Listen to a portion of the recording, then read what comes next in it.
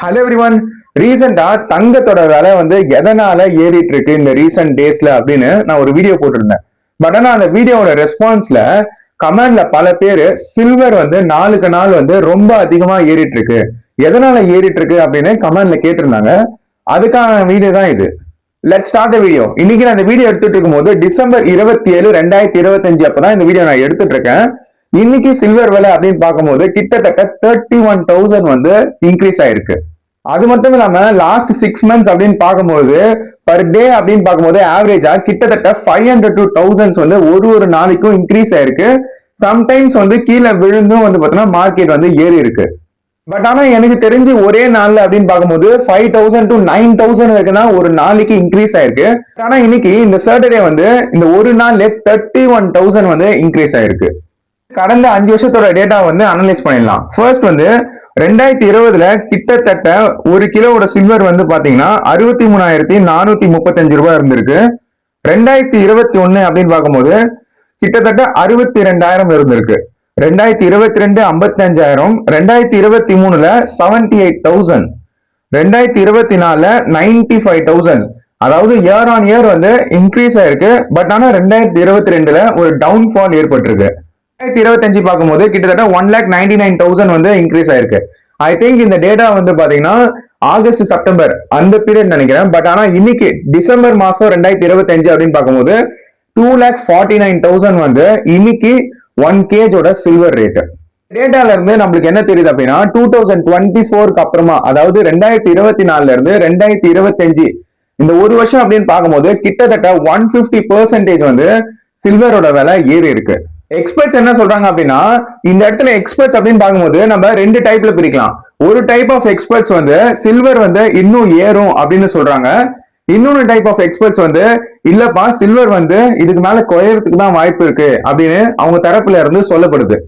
ஏன் அப்படி அவங்க சொல்றாங்க அப்படின்னு நான் சொல்றேன். அதுக்கு முன்னாடி இந்த சேனல் நீங்க புதுசா பாக்குறீங்கன்னா கியூரியாசிட்டி டாக்ஸை சப்ஸ்கிரைப் பண்ணுங்க. ஒரு டைப் ஆஃப் எக்ஸ்பர்ட்ஸ் சில்வர் இந்த 2026 அப்படின்னு பார்க்கும்போது இன்க்ரீஸ் ஆகும் அப்படின்னு சொல்றாங்க. ஏன் அப்படி சொல்றாங்க பாத்தீங்கன்னா, உலக அளவுல ஒரு அன்சர்டனிட்டி, அதாவது உலகம் முழுவதும் ஒரு நிலை இல்லாம ஏற்படுது. லைக் பல்வேறு விதமான போர், லைக் யுக்ரைன் ரஷ்யா வார் இன்னைக்கும் போயிட்டு இருக்கு, இஸ்ரேல் பாலஸ்தீன் வார், யுஎஸ் பிரசிடென்ட் டொனால்ட் ட்ரம்ப் மாதிரியான ஒரு அன்சர்டன் பர்சன் இருக்கிற வரைக்கும் உலக அளவுல இருக்கக்கூடிய எக்கனாமிக்கல் சிச்சுவேஷன்ஸ் ஸ்லோ டவுனா தான் காணப்படுது. மட்டும் இல்லாம renewal energy like solar panel உற்பத்தி பண்றதுக்கு, எலக்ட்ரிக் வெஹிக்கிள்ஸை உற்பத்தி பண்றதுக்கு, ஆர்டிபிஷியல் இன்டெலிஜென்ஸ் இது மாதிரியான பல டெக்னாலஜிஸை டெவலப் பண்றதுக்கு சில்வர் அப்படின்ற ஒரு மெட்டீரியல் பாத்தீங்கன்னா தேவைப்படுது. அதனாலையும் டிமாண்ட் அண்ட் சப்ளை, அதாவது சில்வர் அப்படின்னு பார்க்கும்போது உலக மத்தியில டிமாண்ட் அதிகமா இருக்கு, அதுக்கான சப்ளை கம்மியா இருக்கு. அதனாலையும் ஒரு ரீசன் அப்படின்னு சொல்லலாம் இந்த சில்வர் ரொம்ப அதிகமா ஏறிட்டு இருக்கு. பட் ஆனா இன்னொரு டைப் ஆஃப் எக்ஸ்பர்ட்ஸ் என்ன சொல்றாங்கன்னா, சில்வரோட விலை குறையும் அப்படின்னு சொல்றாங்க. ஏன் அப்படின்னா, நம்ம ஹிஸ்டாரிக்கலா பார்க்கும்போது சில்வர் ஒரு கட்டத்துல இருந்து இன்க்ரீஸ் ஆயிருக்கு அப்படின்னா கிட்டத்தட்ட 50 to 70% கீழே விழுந்திருக்கு அப்படின்னு சொல்லப்படுது.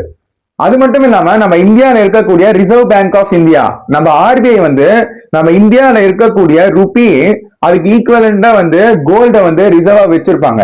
ஒருவேளை நம்ம இந்தியன் ருபி டெப்ரிஷியேட் ஆகுது, அதாவது அதோட மதிப்பு குறையுது அப்படின்னும் போது மக்கள் எல்லாரும் கோல்டுல தான் இன்வெஸ்ட் பண்ண ஆரம்பிப்பாங்க. இது எப்பவுமே நடக்கக்கூடிய ஒரு விஷயம் தான். பட் ஆனா இந்த 2025 இந்த சில்வரோட விலை ரொம்ப அதிகமா ஏறிட்டு இருக்கு. எதனாலனா உலகத்துல ஒரு அன்சர்டனிட்டி, ஒரு நிலை இல்லாம போயிட்டு இருக்கனாலதான் இந்த சில்வர் ஏறிட்டு இருக்கு. அது மட்டும் இல்லாம சோலார் பேனலுக்கு தேவைப்படுது, இது போன்ற பல விஷயங்களுக்கு பாத்தீங்கன்னா அப்படின்ற ஒரு காம்போனன்ட் தேவைப்படுது. எதனால ஒரு டைப் ஆஃப் எக்ஸ்பர்ட் சில்வர் மதிப்பு 2026 குறையும் அப்படின்னு அவங்க சொல்றாங்க அப்படின்னா, எப்படி கோல்டுக்கு ஒரு லீகல் பேக்கிங் இருக்கோ சில்வருக்கு இன்னைக்கு வரைக்கும் அந்த ஒரு லீகல் பேக்கிங் கிடையாது. பட் ஆனா ஃபியூச்சர்ல ஆர்பிஐ கொண்டு வரதுக்கான பாசிபிலிட்டி இருக்கு. பட் ஆனா அது கொண்டு வருவாங்களோ கொண்டு வர மாட்டாங்களோ அது நம்மளுக்கு தெரியாது. பட் ஆனா இன்னைக்கு நடைமுறையில் என்ன இருக்கோ அதை வச்சுதான் நம்ம அவங்க ப்ரெடிக்ட் பண்றாங்க. அவங்க தரப்புல இருந்து என்ன சொல்லப்படுது அப்படின்னா சில்வரோட விலை குறையும். சரி அஜித், இந்த டைம்ல சில்வர் வாங்கலாமா வேணாவா அப்படின்னு என்கிட்ட கேட்டீங்கன்னா என்னோட ஒப்பீனியன் என்ன அப்படின்னா, ஃபர்ஸ்ட் நீங்க ஒரு மார்க்கெட்டை பத்தி நல்லா அனலைஸ் பண்ணுங்க. அதாவது யாரோ ஒருத்தர் சொல்றாங்க அப்படின்றதுனால நீங்க போய் இன்வெஸ்ட் பண்றதோ இல்ல யாரோ ஒருத்தர் சொல்றாங்கனால இன்வெஸ்ட் பண்ணாம இருக்கிறதோ அது ரொம்ப முட்டாள்தனம். ஏன் அப்படி சொல்றேன் அப்படின்னா, நீங்க ஒன்ஸ் வந்து டிபெண்ட் பண்ண ஆரம்பிச்சிட்டீங்க அப்படின்னா நீங்க லைஃப் லாங் வந்து டிபெண்ட் பண்ணிட்டே இருப்பீங்க. உங்களுக்குன்னு வந்து பாத்தீங்கன்னா ஒரு புரிதலை ஏற்படுத்திக்கோங்க. அதுக்கப்புறமா வந்து நீங்க இன்வெஸ்ட் பண்ணுங்க. லாபமோ நஷ்டமோ எல்லாமே உங்களுக்கே சேரட்டும். அதனால நீங்க அதை ரிலேட்டடா அனலைஸ் பண்ணிட்டு அதன் பிறகு வந்து நீங்க இன்வெஸ்ட் பண்ண ஸ்டார்ட் பண்ணுங்க. பல பேருக்கு டவுட் இருக்கும், நம்ம கோல்டையும் சில்வரையும் பிசிக்கலா தான் வாங்கணுமா அப்படின்னா, அதாவது இது நம்ம எப்படி பார்க்கலாம் அப்படின்னா ரெண்டு விதத்துல பார்க்கலாம். இப்போ வந்து நீங்க கோல்டையும் சில்வரையும் வாங்கி வச்சு உங்களுக்கு பர்பஸ் இருக்கு, லைக் வந்து நீங்க மோதிரம் செய்யணும், செயின் செய்யணும், இது போன்ற ஏதாவது வந்து ஆர்னமெண்ட்ஸ் வந்து நீங்க செய்யணும் அப்படின்னு நினைச்சீங்கன்னா நீங்க பிசிக்கலா வாங்குறது நல்லது. பட் ஆனா இல்லப்பா நான் வந்து இன்வெஸ்ட்மெண்ட் தான் பண்ணணும் அப்படின்னு நினைக்கிறேன் அப்படின்னா, கோல்டு ETF, சில்வர் ETF அப்படின்னு மியூச்சுவல் ஃபண்ட்ஸ்லேயே இருக்கு. நீங்க அதுல இன்வெஸ்ட் பண்ணாலும் கோல்டு அண்ட் சில்வர் எவ்வளவு பெர்சன்டேஜ் மார்க்கெட்ல ஏறுதோ அந்த பெர்சன்டேஜ் தான் அதுலயும் ஏறும். நீங்க வந்து பிசிக்கல் கோல்டு ETF கம்பேர் பண்ணும்போது நம்ம பிசிக்கல் கோல்டா வாங்கும்போது பல்வேறு விதமான மேக்கிங் சார்ஜஸ், GST எல்லாம் அதிகமா இருக்கும். பட் ஆனா ETFல வந்து வாங்கி சேல் பண்ணும்போது அதுக்கான டாக்ஸ் பே பண்ணணும். பட் ஆனா கம்பேர் டு ETF, பிசிக்கல் கோல்ட்ல வந்து அதிக அளவுல வந்து நம்ம சார்ஜஸ் வந்து கொடுக்குற மாதிரி இருக்கும். அதனால நீங்க நல்லா அனலைஸ் பண்ணிட்டு அதன் பிறகு இன்வெஸ்ட் பண்ணுங்க. உங்களுக்கு ETF பத்தி ஒரு எக்ஸ்பிளனேஷன் வேணும் அப்படின்னா நீங்க கமெண்ட்ல ETF அப்படின்னு டைப் பண்ணுங்க. நான் உங்களுக்கு ETF பத்தி ரொம்ப சிம்பிளா எக்ஸ்பிளைன் பண்றேன். அது மட்டும் இல்லாம அது எப்படி செயல்படுது, அதோட பாசிட்டிவ் என்ன நெகட்டிவ் என்ன அப்படின்னு ரொம்ப ஈஸியா நான் உங்களுக்கு அடுத்த வீடியோல போஸ்ட் பண்றேன். நீங்க கமெண்ட் பண்ணீங்கன்னா. இந்த வீடியோ பிடிச்சிருந்தா லைக் பண்ணுங்க, உங்க ஃப்ரெண்ட்ஸ் அண்ட் ரிலேட்டிவ்ஸ்க்கு இந்த வீடியோவை ஷேர் பண்ணுங்க. இது போன்ற இன்ட்ரெஸ்டிங்கான வீடியோஸை தெரிந்து கொள்ள கியூரியாசிட்டி டாக்ஸை சப்ஸ்கிரைப் பண்ணுங்க. நல்லதை பகிர்ந்து நல்ல சமுதாயத்தை உருவாக்குவோம். உங்களை நான் அடுத்த வீடியோல சந்திக்கிறேன். நன்றி, வணக்கம்.